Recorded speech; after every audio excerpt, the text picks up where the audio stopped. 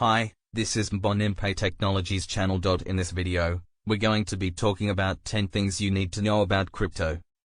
If you are new to this channel, please click subscribe and consider clicking bell button so that every time I upload new video you will get notification. Crypto refers to a digital or virtual currency that uses cryptography for security and operates independently of a central bank. Cryptocurrency has gained significant popularity since the creation of Bitcoin in 2009. Cryptocurrencies are based on blockchain technology, a decentralized ledger that records transactions. Prices are highly volatile and subject to rapid fluctuations in value.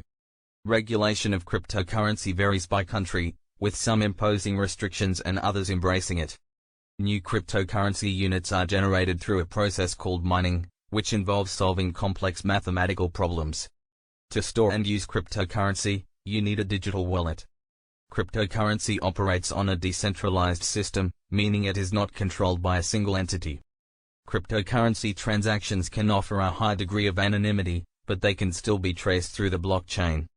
Adoption: the use of cryptocurrency is rapidly increasing, but widespread adoption and acceptance by merchants and financial institutions are still limited.